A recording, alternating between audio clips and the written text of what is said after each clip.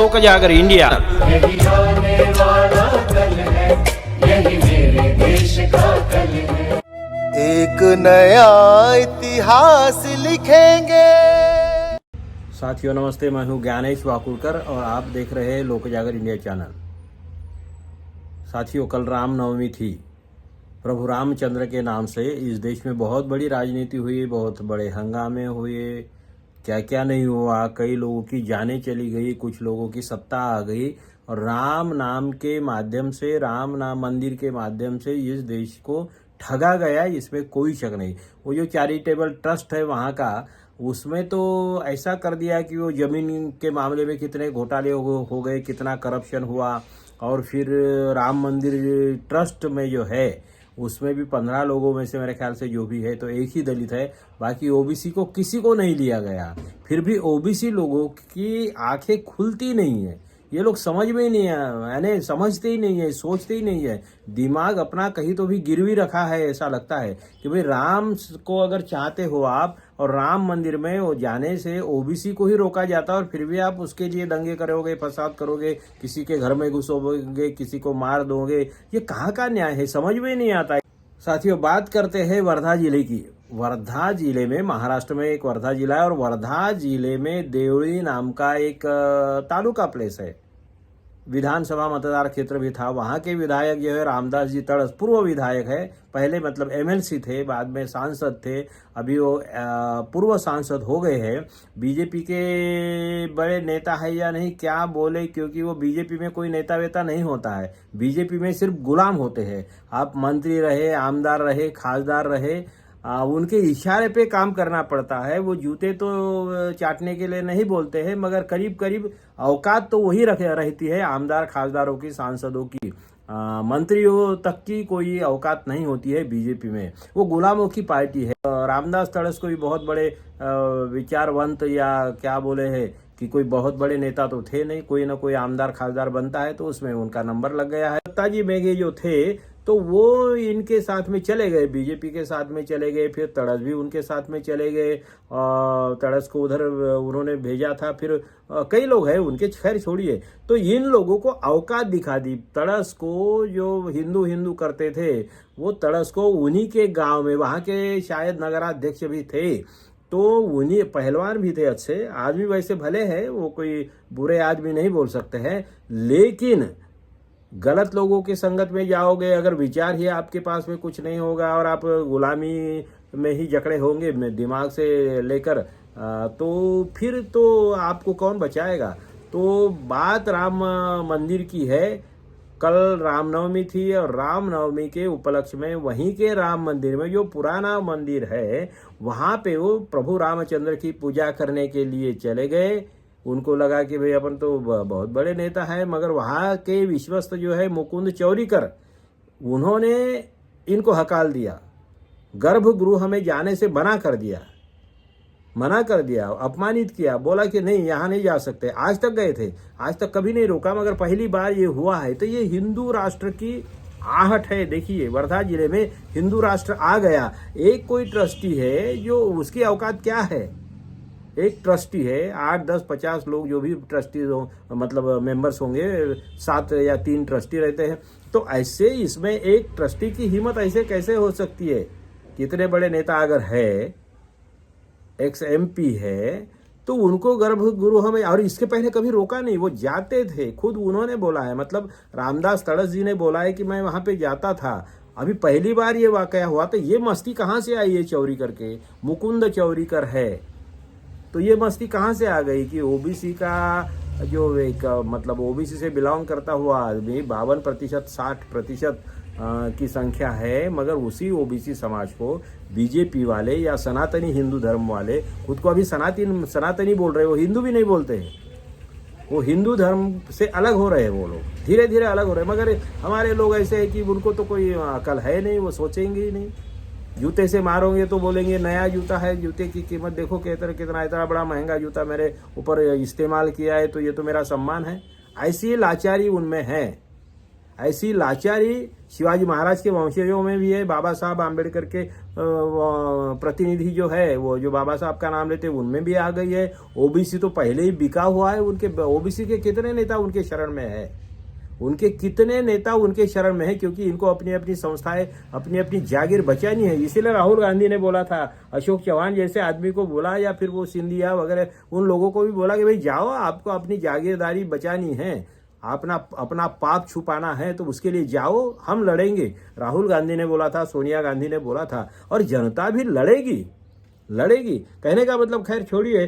तो ये जो फिर इनको हकाल दिया, समझ लीजिए गर्भगृह, क्योंकि ये तो सीधे गए होंगे ना, सांसद है ना, एक सांसद है, तो इनको निकाल दिया, समझ लीजिए हकाल दिया, अपमानित किया। बोला कि 2 वजह दी कि एक तो आप में जनेऊ जो है, जनेऊ जो सफेद धागा होता है सूत का, तो जनेऊ नहीं है, और वो जो पंचा वगैरह होता है, पूजा का पीताम्बर वगैरह जो पहनते हैं, तो वो नहीं है आपके। इस मतलब शरण ये करो, जनेऊ से कोई वो ब्राह्मण लोग ही पहनते हैं, दूसरे तो पहनने को अधिकार नहीं है उनको पहनने का। लेकिन इस आदमी ने इसलिए नकार दिया कि जैसे उसके बाप का मंदिर है, ट्रस्टी है, तो उसका बाप का मंदिर नहीं है। लेकिन मुझे तड़स पे आता है, ये लोग क्यों जाते हैं मंदिर में? अगर हालांकि वो सबका मंदिर है, अगर है तो सबका, वो कोई चोरी कर है उसका तो नहीं है, चोरी कर जो है उसका तो नहीं है। ट्रस्टी है तो ट्रस्टी बदले जाते हैं, उसमें क्या बड़ी बात है, उसको बदल देना चाहिए, कर देना चाहिए। लेकिन बीजेपी के लोगों को कभी कोई ये अपमान से कुछ नहीं लगेगा। अब बीजेपी उनको तो इनको निकाल दिया, तो अभी वो जो है हमारे तड़स साहब, तो फिर वो बाकी लोग बीजेपी वाले चिल्ला रहे कि ये अपमान किया है, उस पर कार्रवाई करो। अरे कार्रवाई कितने लोगों पे करोगे, कौन करेगा? फडणवीस मानेगा आपकी बात? फडणवीस साहब जो ऐसे है, वो मुख्यमंत्री है, फडणवीस मानेंगे क्या आपकी बात? नहीं मानेंगे। यहाँ पे लोगों के मर्डर हो जाते हैं, फिर भी फडणवीस जो है उन्हीं के साइड में खड़े रहते हैं, कोई स्टेटमेंट दे देते हैं। और ये तो तुमको इसका अपमानित किया है, इसको तो क्या, रामदास तड़स का क्या अपमान है उनके सामने? उनको कुछ नहीं लगता है। तो ये जो आमदार राजेश बकाने हैं, बीजेपी से ही है, तो पहली बार विधायक बने हैं, वो भी वो गए और फिर चौरीकर को डांटा, ऐसी वगैरह न्यूज़ है। क्या डांटने से क्या होता है? अपमानित तो कर दिया ना, मुंह पे तो थूक दिया ना। अब कपड़े से पोछो या साबुन से धो, फर्क क्या पड़ता है? आपके मुंह पे थूकने की हिम्मत अगर किसी चौरीकर की हो गई है, वहीं के नगराध्यक्ष, वहीं के पूर्व MLC, वहीं के पूर्व सांसद को उन्हीं के गांव में राम मंदिर में जाने से रोका जाता है, और एक विश्वस्त जो कोई मुकुंद चौरीकर है, उसकी ये हिम्मत होती है, इसका मतलब हिंदू राष्ट्र आ गया है ना। उनको ऊपर से आदेश है, वो मस्ती इतनी कहाँ से आ गई? किसी न किसी ने ये बताया बगैर आपको अपमानित करने की हिम्मत कैसे हो गई उनकी? तो डिमांड वगैरह कर रहे बीजेपी वाले, नाचते रहे, संदल पे नाचे, या कोई वो नागिन डांस करे, या वो वाघ शेर वाला डांस करे, कुछ भी करे, या भांगड़ा करे, उससे कोई फर्क नहीं पड़ने वाला। तुम्हारी तो बेइज्जती हो रही ना, हिंदू करने वाले लोगों की तो बेइज्जती हो जाए। मगर लेकिन इस बहाने एक सवाल ये पैदा होता है, क्या ओबीसी वगैरह जो लोग हैं, या समतावादी, हिंदू धर्म में जो समतावादी विचारों वाले लोग हैं, उनके लिए अलग धर्म की जरूरत है क्या? क्योंकि अभी एक बात देखिए कि हिंदू धर्म के पास में एक किताब नहीं है, ये जरूरी भी नहीं है। जो लोग बोलते हैं कि एक किताब चाहिए, फिर एक किताब की क्या है? तो बुद्ध धर्म की कौन सी किताब है? बुद्ध धर्म, मुस्लिम धर्म की एक ही है, क्रिश्चियन धर्म की एक ही है। मगर हर देश में अलग अलग टाइप के वो बर्ताव करते हैं, आपस में ही झगड़ते हैं, आपस में ही लड़ते हैं। मुस्लिम राष्ट्र तो अनेक है, एक ही किताब है, मगर मुस्लिम राष्ट्र अनेक है, तो आपस में झगड़े नहीं होते। सवाल ये है कि बुद्ध ने क्या बताया, महावीर ने क्या बताया, यीशु ने क्या बताया, अल्लाह ने क्या बताया, या पैगंबर ने क्या बताया, ये बातें अलग है। आदमी, हर धर्म में बदमाश लोग होते हैं, हर धर्म के नाम पे अपना सब उल्लू सीधा करने वाले बहुत सारे लोग होते हैं। कुछ लोग सज्जन भी होते हैं। जनरल पब्लिक जो होती है, वो बेचारी बहुत ही इनोसेंट होती है, वो ही सिर्फ ये करती है। बाकी नेता लोग तो बदमाशी के सिवा कुछ करते नहीं है, बहुत प्रमाण कम रह गया है अपवादात्मक परिस्थिति में। तो सवाल ये है, मैं आपके लिए ये सवाल छोड़ देता हूं कि क्या इस देश के बहुसंख्य हिंदुओं को नए हिंदू धर्म की नई पुनर्रचना करनी चाहिए? बाबा साहब आम्बेडकर ने जो संघर्ष किया, 20-25 साल उन्होंने इंतजार किया कि हिंदू धर्म में जो बुराई आ गई, वो अगर हटा देते हैं, बुराइयों को कम कर देते हैं, निकाल देते हैं, तो मैं हिंदू धर्म में रहूंगा। ये जो बाबा साहब आम्बेडकर ने बहुत बड़ा मौका दिया था यार, इतने बड़े महान आदमी ने, ये महापुरुष ही बाबा साहब आम्बेडकर जैसा आदमी अगर हिंदू धर्म में रहता तो आपका भला हो जाता ना। हमें तो हिंदू धर्म या कोई धर्म, किसी धर्म से कोई ज़रूरत ही नहीं है। मैं तो धर्म वर्म मानता नहीं, लेकिन मैं हिंदू धर्म में तो पैदा हुआ हूँ।